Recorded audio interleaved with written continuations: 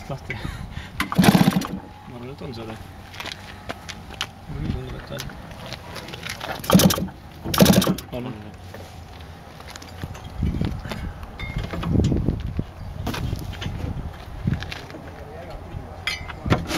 Aga sina kui vanem inimene teed siis avasõidu.